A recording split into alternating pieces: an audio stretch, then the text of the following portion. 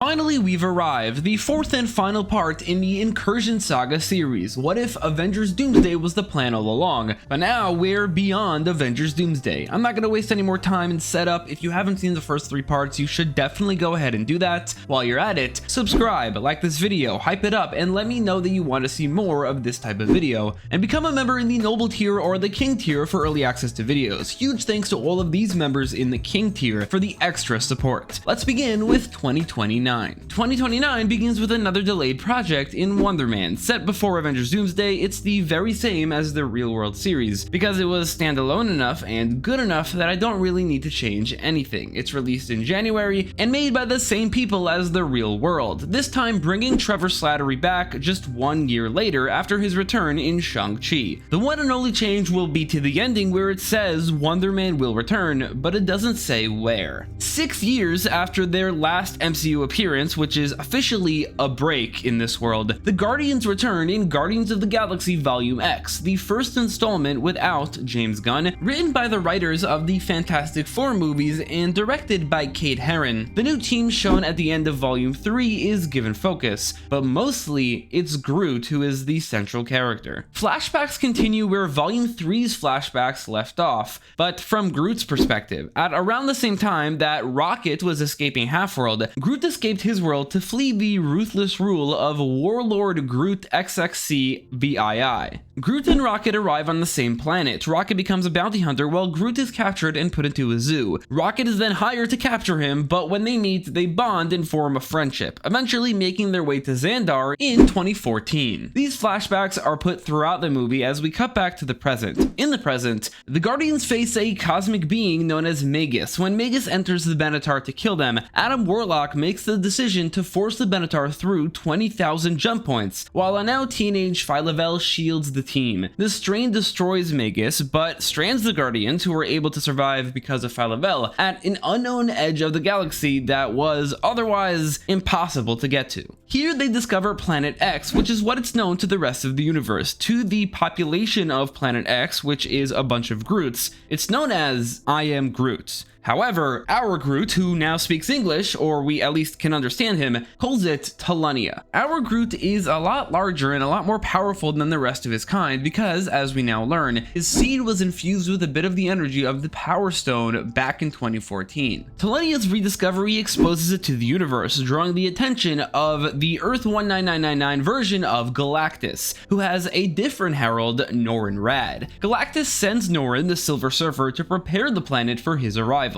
The Guardians learn that Groot XXC VII is actually dead. The Groots are now leaderless, lazy, and some of them even overweight. Determined to restore his people, Groot steps up to lead and even falls in love with a female Groot while doing so. However, then the Silver Surfer arrives and he is stunned. Talania radiates unmatched life energy. Every creature, every cell is sentient. Its destruction, at least from his perspective, would be the universe's greatest tragedy. Norrin rejects his role as Herald and stays to help fight Galactus. When Galactus receives no report, he angrily heads towards Talania. Groot rallies an army of Groots alongside the Guardians and Silver Surfer, as he's crowned King Groot. Then, in an unprecedented battle, the combined efforts of the Groots, led by King Groot, the Guardians of the Galaxy, and the Silver Surfer, is enough to kill Galactus, something that, Norrin says, should be impossible. Norrin fears that Galactus's death might signal that the cosmos is coming to an end. Galactus's body begins glowing, so Norrin pushes it far away to prevent catastrophe. While he does that, Groot becomes the official king of Talania, and takes his love interest from earlier as his queen. With this, Groot departs from the Guardians of the Galaxy. There is a very emotional farewell as Rocket and Groot say goodbye, closing out an over 15-year-long intergenerational bond between the first Groot, his son, and Rocket Raccoon. And so the Guardians return to their ship with the goal of returning to guard the galaxy. A light hour away, Galactus explodes, but the Silver Surfer survives. The explosion tears open a rift, and through the rift, another Silver Surfer emerges, and this is Shalla-Bal of Earth 828. Shalla-Bal and Norrin Radd were lovers, where in each universe one of them became the Silver Surfer and the other was left behind. Here they are now reunited. They embrace as the universe begins collapsing around them, but they decide to live and start surfing towards Tolunia. A wave of darkness follows the surfers as they crash at light speed into Tolunia right near the Guardians. However, then the ground fractures beneath them, transporting them away as the rest of the planet is consumed in darkness. The Guardians of the Galaxy and the Silver Surfers will return, but we don't know where. What if Season 3 releases between August and September and takes place entirely before Avengers Doomsday? This season includes 10 episodes. Episode 1, What If Groot Saved the Universe, replaces I Am Groot with Groot as the central hero. Episode 2, What If Zombies Assembled, concludes the zombie saga on a bittersweet note. Earth is beyond saving, so the heroes sacrifice it and themselves to stop the infection from spreading across the universe. Episode 3, What If the Amazing Spider-Man Saved the Spider-Verse, in which Peter helps finally defeat Morlun, becoming a key figure in the Spider Society, before then returning home.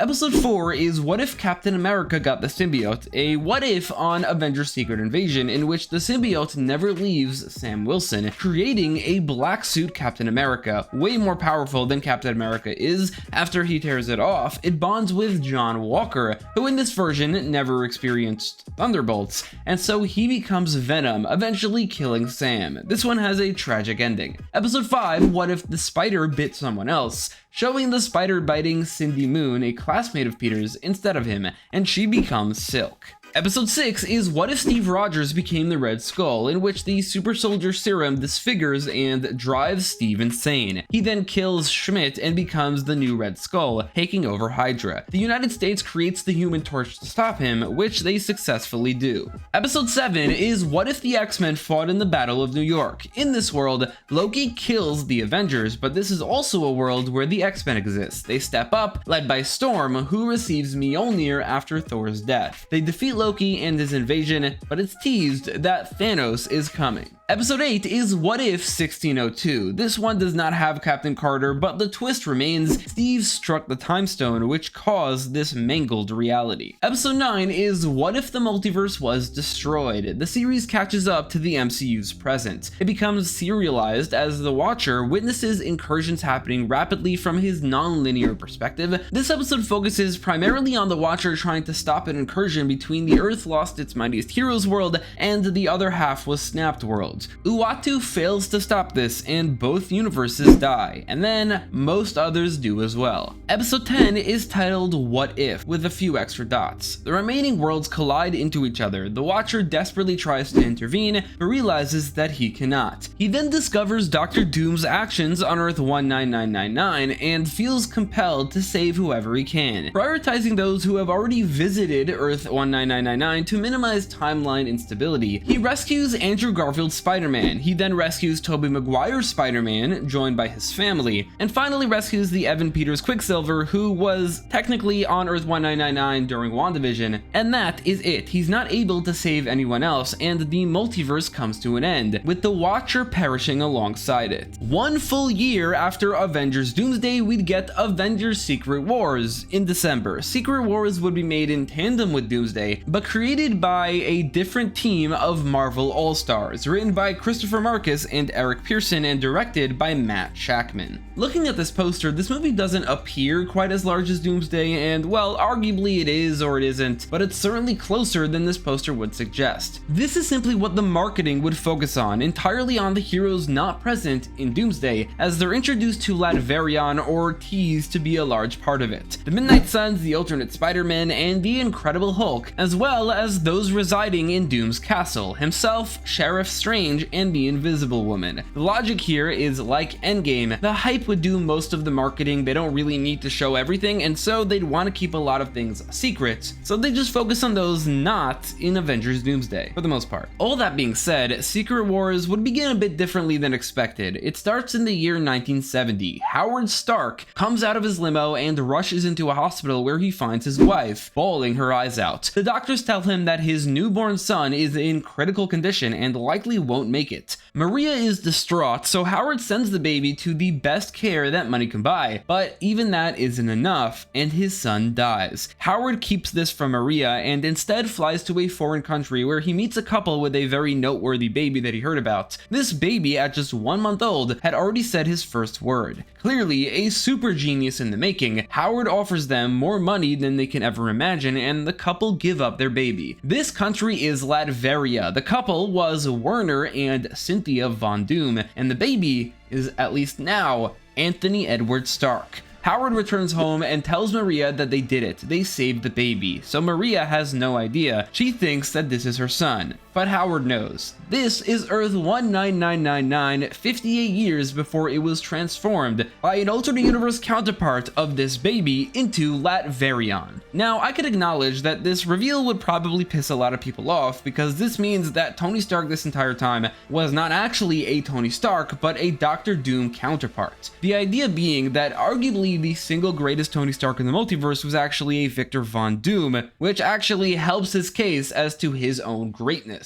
Now, this is not a creative decision that I ever would have made. However, I am sticking to the idea that Robert Downey Jr. is playing Doctor Doom. That was the case from the very beginning of these videos. Doctor Doom and Avengers Doomsday was the plan all along. And so how do I justify that? Why did they cast Robert Downey Jr.? And I think this is the only thing that makes sense as to why. In the present year 8 AD, which is after Doom, Emperor Victor Von Doom, or Radum Alal, sits on his now redesigned golden throne. Susan Von Doom greets him with a kiss. She has no memory of her past life. What she has are false memories of Latverion. Once a single mother of two, she fell in love with the God Emperor, and vice versa, yet she feels strangely drawn to the irregular shadow in the throne room. We focus on this, as after being left alone, Susan approaches it and hears a man screaming, and she hears him screaming her name, which is unsettling to her, until her children come in interrupting, asking for their father. Valeria, now 10 years old, asks how Doom became emperor to hear the story once again. As Sue tells the revisionist story, we pull back to reveal Doomstad, a domain that is the capital of Latverion. The camera then sweeps across the other domains: Egypta, ruled by Khonshu, the Kingdom of Manhattan, ruled by Black Bolt, New Xandar, ruled by Adam Warlock, and more, as Sue recounts how Victor saved the universe from destruction, but painting him as a brave hero, saving the world from the evil villains.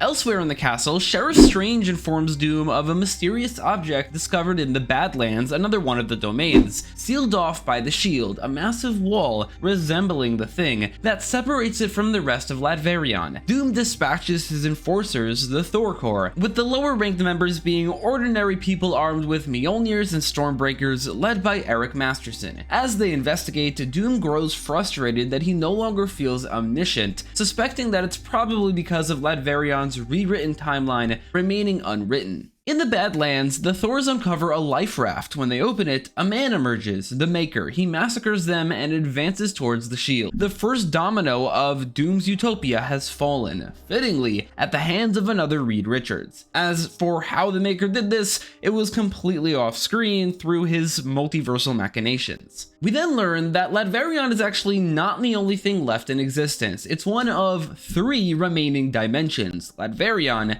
Heaven, and Hell. In Hell, the Midnight Suns rebel against their quote-unquote lord, the one below all. Over 8 years, they've learned when he leaves to war with his light counterpart, information partly uncovered by Agatha Harkness. During one such absence, Robbie Reyes opens a portal to the outside world. The Suns step through on a mission to save reality by finding someone known as the Nexus Being. More information they got from Agatha Harkness at Mount Wundagore. Robbie warns that he can't control the exit point, and they emerge falling from the sky. They're immediately attacked by Latverion's aerial guardian, Annihilus, rescued by Doom after Franklin cast him away and now tasked with stopping intruders. The Suns escape, but because of this are scattered. In this unfamiliar world, each half of the Midnight Suns go off to search for Mount Wundagore alone, while keeping a low profile. We are then introduced to another domain known as Dystopia, an island formed around the Raft when Latverion was created. The Raft became the fortress of its most powerful prisoner, the Hulk. 10 years after we last saw him, the returning Savage Hulk is now revealed to be a new persona. This was never the Incredible Hulk. He's stronger, angrier, and he calls himself Maestro. Now green again and vastly more intelligent, surpassing even Bruce Banner. With this heightened intelligence, Maestro uncovers a truth. The gamma radiation that created him was not natural, but influenced by some sort of cosmic being. Confiding in his right-hand man, the leader, he says that he senses a disturbance tied to that same cosmic force somewhere within Latverion. The Maker advances towards the shield, which is guarded by memory rewritten heroes led by Nick Fury. He attacks, igniting a battle as Doom and Strange observe from afar. When Doom witnesses the Maker's abilities, he freaks out and rushes to the throne room's shadow, and is then relieved to find that Reed is indeed still there.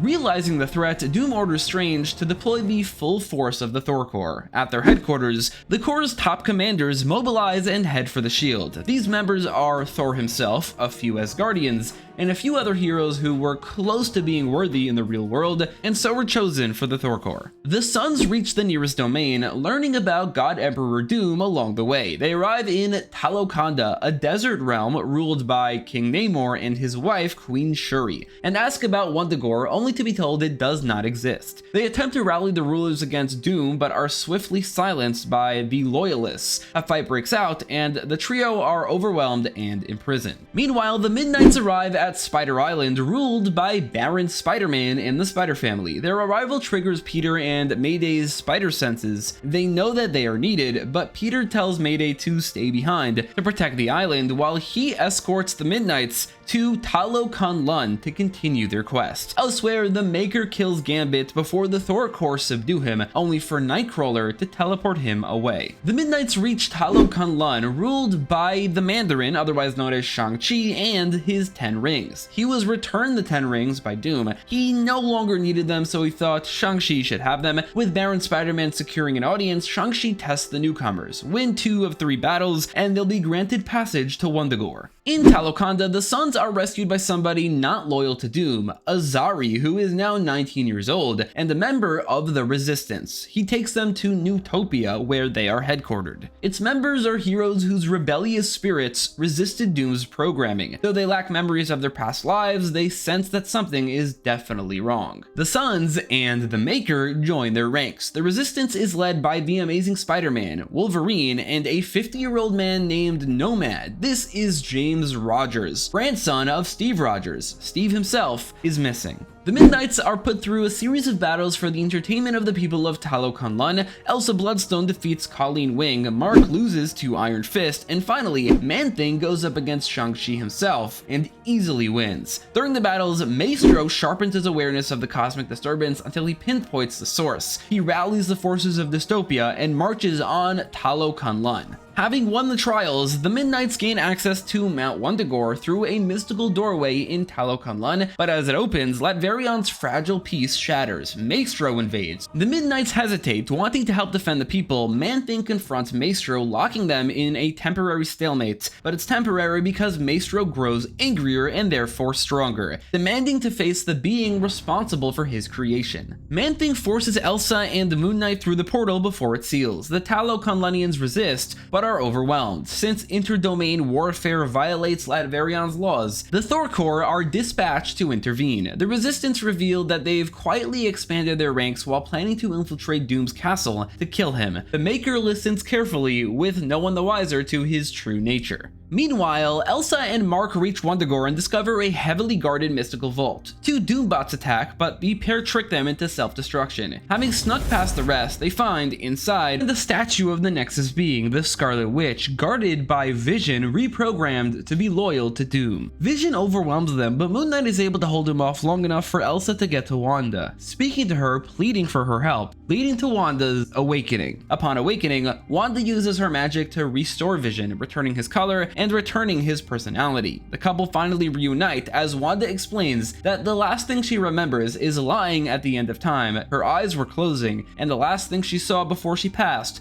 was a man, Tony Stark, in a green hood. Thor agreed that they must return. Back in Talokan, the Thor Corps arrived just as Maestro overpowers Man-Thing and tears him apart. He then absorbs the hell energy within him. Maestro's strength surges, transforming him into a threat far beyond anyone's control. The Thor Corps and Talokanlanians unite against Maestro. Meanwhile, the Resistance finalizes its infiltration plan, only to then be betrayed. Recruiting the Maker was a big mistake. He broadcast their location to the world, information that gets to Doom. Evaluating his priorities, Doom orders the Thor Corps to slaughter the Resistance, knowingly leaving Talokanlun defenseless against Maestro. The Thors hesitate, especially Sam Wilson, who challenges the order, refusing to abandon innocent lives. Hercules, Wiccan, and Valkyrie uphold their oath to Doom and depart, threatening to report dissent. The rest, however, were reminded of their vows. They choose to be true Thors and fight not for Doom, but for what's right.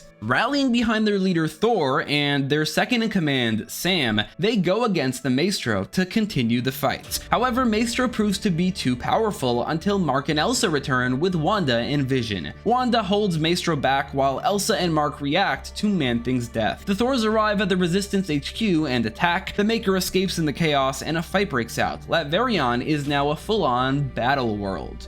Doom is incredibly frustrated by this. The piece he held together for so long has fallen apart in a relative instant. The Resistance hold their own against the Thors, overwhelming them even. Doom sends Sheriff Strange after them to join. Meanwhile, Wanda is able to use her magic to enter Maestro's mind while the battle wages on off screen. We see the Hulk's broken mind, which resembles the Raft. Bruce Banner and the Hulk are locked behind bars, while Maestro has control. Meanwhile, the Resistance overwhelms Doom's forces. It's revealed that whenever Doom appeared busy, he was secretly meeting with a hidden ally, the Molecule Man. Doom's body cannot physically contain his stolen power. He requires a conduit, a higher being capable of sustaining it. We'd learn that he kept one Molecule Man, the Molecule Man of Earth 19999, who he groomed from birth to be his ally. And now for the first time, Doom leaves his castle. Seizing the moment, Sue enters the Void. The story cuts between Doom marching to battle, Sue navigating the Void, Franklin and Valeria following her against her wishes, and Wanda entering Maestro's fractured mind, bringing in Moon Knight. Moon Knight connects with Hulk through shared dissociative identity disorder, but Bruce Banner alone isn't strong enough. In the Void, Sue finds Reed mentally shattered, forced to relive her death endlessly for the last 8 years. However, the love they have for each other and the love they have for their children transcends even the cosmic forces, and Reed is able to break free of the Void's grip just as Doom reaches the battlefield. Maestro briefly reverts to Bruce, but he can't maintain control. Stephen Grant reaches the long-lost Incredible Hulk persona, absent since Infinity War. Bruce transforms, but not into Maestro.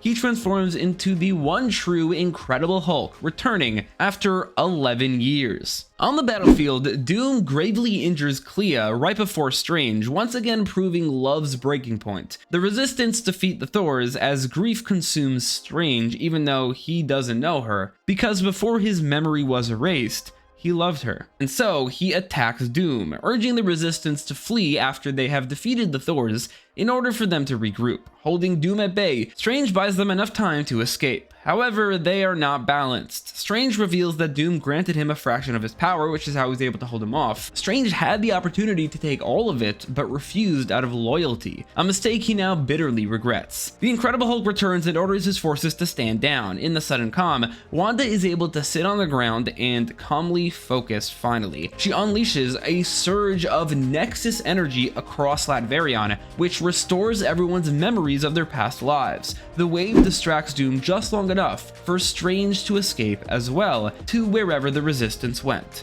Doom returns to his castle to find it empty, the Shadow and his family gone, only the Molecule Man remains, and Doom kinda needs his permission to revert everything back because the Molecule Man is who really holds the power. Molecule Man, however, refuses, saying that he's been extremely bored for the last 8 years. Something is finally happening, and he wants to see it play out. Doom screams in fury as we cut to Spider Island, now the Resistance's new headquarters, and we meet the new united forces of the Resistance, now spearheaded by Reed Richards. Back on his throne, consumed by anger, Doom is then approached by the Maker. In desperation, Doom does the unthinkable. He strikes a deal with a Reed Richards. The film began with Tony Stark and ends with him as well. Tony, content in the afterlife, is approached by the one above all, who tells him he is vital for the future of all existence. Tony becomes the first being in the history of existence to be resurrected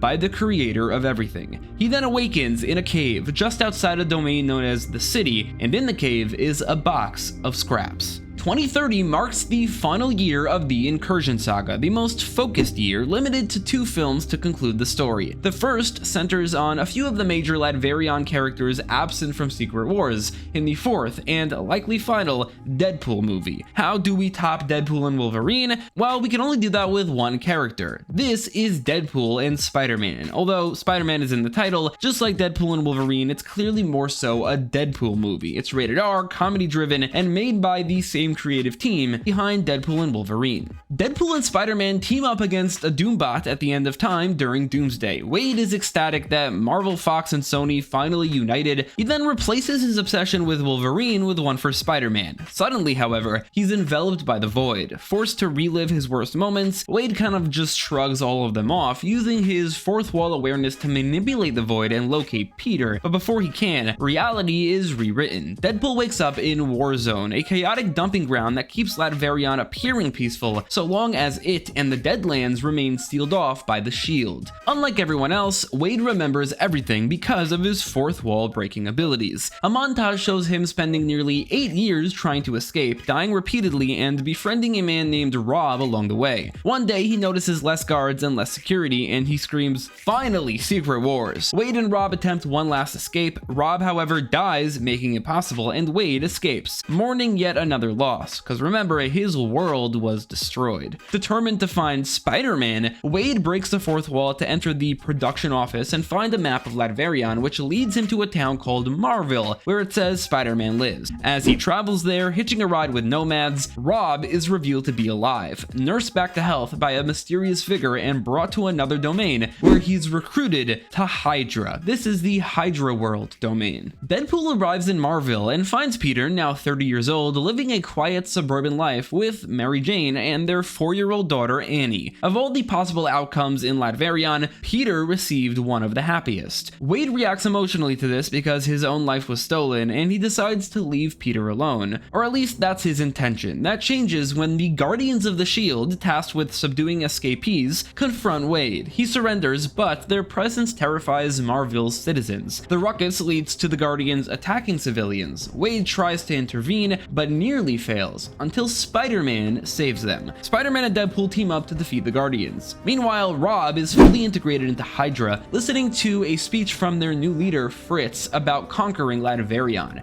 However, Rob doesn't really care about any of this. He cares about one thing: revenge on the man who left him for dead, his friend Deadpool. As Spider-Man and Deadpool fight the Guardians, Rob marches with Hydra to invade the peaceful domain of Greenland. Its citizens call for the Thor Corps, but no one answers because they're occupied elsewhere. Deadpool and Spider-Man defeat the Guardians, and Peter is forced to stop Wade from killing them. Through their comms, the duo learn about Hydra's invasion. Wade insists it's not their problem and that this world is probably temporary anyway. Peter argues that everything is temporary, every world is temporary, these people matter and need their help. Wade is inspired. Peter promises MJ and Annie he'll return, and Deadpool and Spider-Man head towards the neighboring domain of Greenland. Once they arrive, they find it already fully overtaken by Hydra. They infiltrate through the vents and learn that Arcadia is next. The duo quickly travel to Arcadia ahead of Hydra to warn its leader, She-Hulk. Until now, Jennifer has not broken the fourth wall, but Wade's presence kinda triggers it, and she begins noticing the camera too.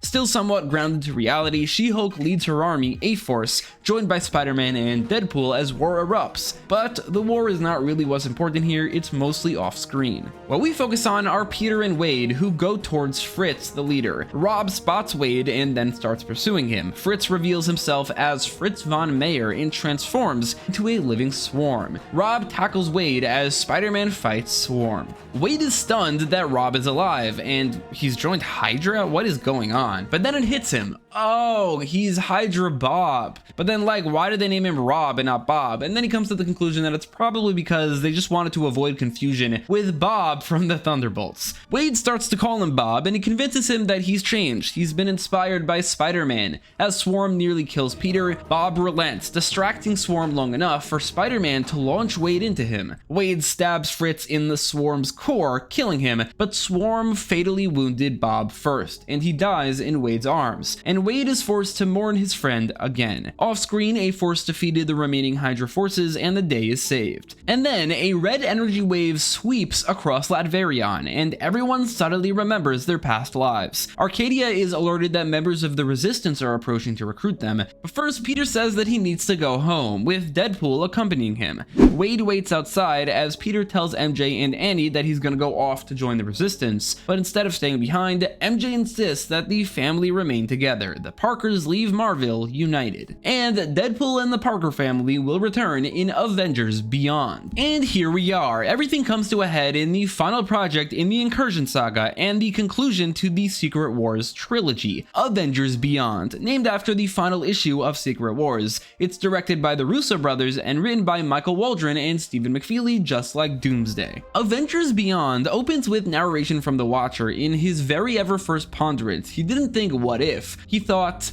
how does this all exist? He observes the very beginning. Before existence, there was one single being, his name unpronounceable, known to cosmic entities as the One Above All. He ignited creation, forming the first cosmos, but in doing so, he inadvertently created the very first branch timeline within himself, a darker counterpart who longed to return to singular existence. Ever since, the two have waged war from their omniversal realms of heaven and hell, often through proxies like the Builders and the Beyonders. The Beyonders have repeatedly destroyed the multiverse in the name of the One Below All, even if it was unknowingly. Yet, every single time, life endures. And now we exist in the 8th cosmos, the 8th multiverse. And once again, just like last time, Doctor Doom, albeit this time the 828 version rather than the 616 version, has risen as God Emperor of the last remaining bit of existence, Latverion. For the past few weeks, Reed Richards has coordinated a worldwide network linking the Resistance to the domains where heroes rule: Egyptia, New Xandar, Arcadia, Taloconda, Dystopia, Taloconlon, and New Manhattan. There's also a new domain that we're introduced to known as the West, which is run by Baron Hank Pym and his enforcers, Ant-Man and the Wasp. It's here that Ant-Girl reunites with her parents. We'd learned that Doom is unaware that the world got their memories back. The leaders of these domains are keeping up appearances. However, his Thor Corps abandoned him, so he deactivated all the Mjolnirs and Stormbreakers that he created from afar, leaving only Thor with the real Mjolnir and Love with Stormbreaker. We'd learned that those weapons were all created with the power of the Thor Force, a power that Thor has now gotten back. Doom returns to using Doombots, upgraded by the Maker. Spider Island has a costume creating machine, so the heroes all suit back up. The current situation has forced Doom's hand. The Doombots constantly survey the domains, creating an authoritarian world. The Resistance lays low, while plotting two simultaneous Black Ops missions to destabilize Doom's operation. Sue and Strange explain the importance of the Sun and the Shield. The Sun is Johnny Storm,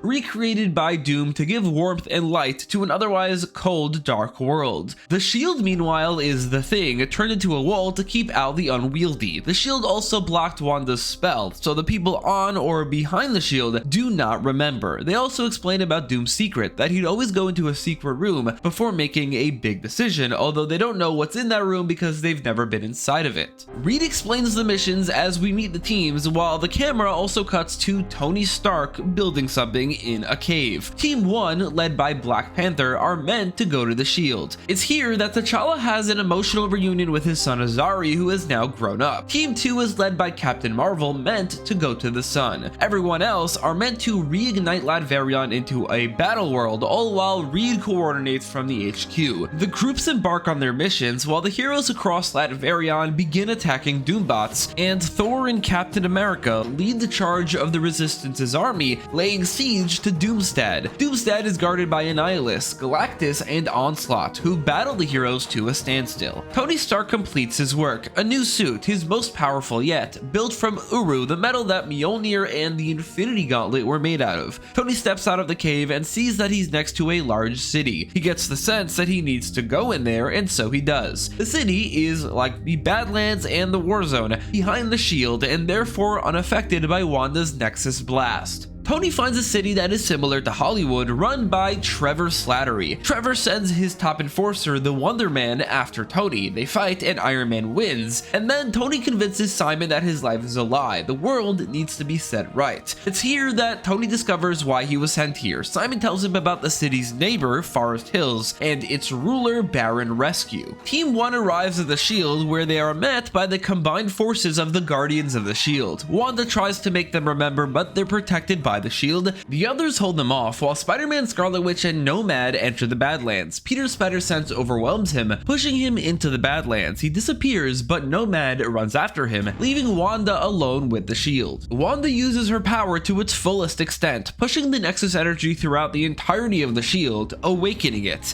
The Shield breaks off from the ground, and as we see, is a man, the Thing, a gigantic version of him, who remembers his life, gets up, and begins marching towards the battle. The other heroes fall off of him, but now remember their lives as well. Wanda opens a portal for all of them to join the battle, except for Ben, who can't fit, but he walks there. Tony and Simon arrive at Forest Hills, where Tony reunites with his wife Pepper, aka Baron Rescue, and her daughter and heir Morgan Stark, now 17 years old, as well as James Rhodes. Tony arrives just in time as the shield falls and the Starks remember their past lives. They then have an emotional reunion, and Pepper reveals the reason her domain was put behind the shield. Its main purpose was to hold its main prisoner, known to the people of Forest Hills as the Winged Man. Team 2 arrives at the sun, where Wanda's blast did not reach, and finds it guarded by the two Silver Surfers. They battle, but Sue is able to talk to Johnny, connecting to their familial connection, causing him to calm down his abilities, reverting to the regular Human Torch. We cut to all the other storylines as the light of the world turns off. Latveria still has its own internal light and warmth source, it's just way lighter. Johnny and the other heroes then push the Silver Surfers to the ground, causing all three to be hit by the Nexus energy, remembering everything. They then all fly towards Doomsday. Peter and James arrive at the very end of the Badlands, where they find a temple resembling Nidavellir. Going inside, they find what the shield was blocking others from getting to, the reason the Badlands were behind the shield. Peter cannot believe his eyes. Tony finds the Winged Man, Steve Rogers, imprisoned. They let him out as Steve begins explaining, as we see the Thing arrive at the battlefield, taking Annihilus on one-on-one. The Doom was unable to take all of his Enigma Force power, so he imprisoned him. Human Torch and Team 2 arrive as well, taking on Galactus by themselves. It's here that Doom finally decides to enter the battle, which is when we learn that Reed has a team of his own waiting for this. As the group leave Forest Hills, Steve further explains one final detail. He never actually returned the Infinity Stones. He couldn't. He instead hid them someplace where no one could find them. We cut back to Spider-Man as he finds the Infinity Stones. Peter removes his web shooters and parts of his costume to modify them into Infinity Stone holders, and takes it with him outside the temple, where they are met by Iron Man and Captain America, who just came over from Forest Hills. Peter and Tony reunite, and James Rogers meets his grandfather. Peter and Cap shake hands, which causes something to happen. Cap's Enigma energy reacts to Spider-Man's spider sense, and the Enigma energy transfers to Peter, turning him into the Cosmic Spider-Man. Peter uses this cosmic power to change the modified web shooters and parts of his costume into an honest-to-goodness Infinity Gauntlet, a better version without the flaws of the previous. Tony picks up the gauntlet, puts it on, and opens a portal to the battlefield. The Thing fights Annihilus, other heroes fight Onslaught and Galactus, and now Doctor Doom shows up, and in his first action, he shoots and crumbles the thing, melts the Silver Surfers, and kills many other heroes. He's an unstoppable force, but then the immovable object appears. Spider-Man and Iron Man team up against Doctor Doom in a 2 versus 1 fair fight. Tony uses his Infinity Gauntlet to turn Doom to glass, and then Cosmic Spider-Man punches him to pieces, but Doom remakes himself. Off-screen, all the surviving heroes up until this point from the other domains show up to the siege.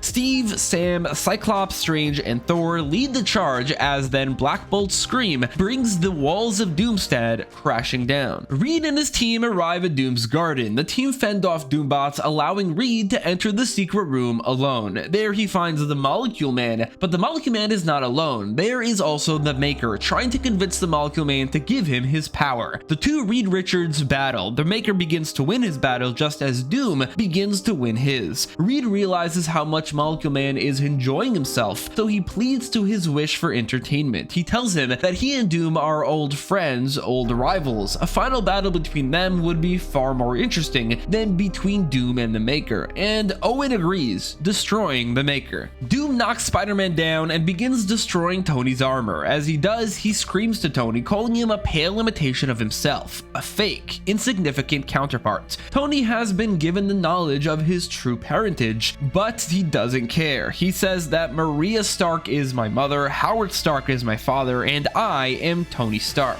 I am Iron Man. Iron Man begins to get the upper hand, and Spider-Man joins back in, but then Doom realizes something wrong with his power. He then realizes that this whole thing was a distraction. He transports himself to the Molecule Man room and sees his old rival. Doom becomes bitterly angry and instantly goes for the kill, but it doesn't work. Molecule Man has put them on equal footing, and a battle commences. Doom and Reed spar at each other while acting as counterparts to the one above all and one below all in their final battle. Reed goads Doom into revealing that he chose Earth 19999 as the basis for Latavarion because on this world his face is beloved and revered, accepted as the greatest hero in the world, as it should be. In his world, he's hated and feared, he's scarred and alone, all because of Reed Richards. Doom begins to get the upper hand. He is stronger than Reed, but Reed plays to his arrogant nature. He taunts him, saying that he replaced him, stole his family and life, but for some reason, he kept him alive. Doom claims that it was to torture him, but Reed doesn't buy it. He didn't just keep him alive, he's fully intact, he remembers his life. And Reed says that Doom kept him alive as a backup plan to fix the broken world if and when Doom messes up. Doom's anger reaches a boiling point and he succumbs to the taunts. Reed begins losing the battle, but he wins the war as he says, "I'm right, aren't I? You thought I would do a better job, didn't you?" And Doom screams, "Yes, damn you, now die," as he blasts Reed hard enough to kill him. The Molecule Man then utters, "Well, if we're all in agreement," and Doom screams no as the screen turns white. In front of the white, we see the one above all finally besting the one below all, merging the two into one being, the one outside all. No longer at war with each other, the multiverse is no longer at peril. This is the final cosmos. 3 weeks later, we'd see what remains of Battleworld and the operation to rebuild the multiverse. Up until this point, we'd realize that Valeria Richards does not talk like a regular child. She's a genius like her father. She explains to her mother what's happening. Reed, Tony, and Peter use their combined powers to recreate the multiverse, all guided by Franklin Richards, who we'd learn has one base power even without his cosmic power: multiversal awareness. Franklin is able to accurately redesign the universes from the old multiverse in the exact same way as before. However, there's an issue. Not everyone wants to go right back to the way things were. Peter, for instance, now has a daughter, Wanda and Vision are alive, and many of the kids have grown up. For the universes with representatives on Latavarion, they make an exception. The movie then ends with narration from the Watcher as we are reintroduced to the Earth 1999 of the 9th cosmos. The same but different. It's currently 2036. We see Peter with his family, Tony with his, T'Challa and Azari in Wakanda, Steve Rogers is in the 1950s, Thor as king of New Asgard, Rhodey as the president of the United States of America, Bruce and the Hulk working together in tandem, Doctor Strange and Clea married, Sam is Captain America, Matt as Daredevil, and the Thunderbolts brought back together. The Watcher begins talking about the vast multiverse as we see the new Earth 1005, Earth 19315, Earth 96283, Earth 120703, and Earth 828, where we see the Fantastic Four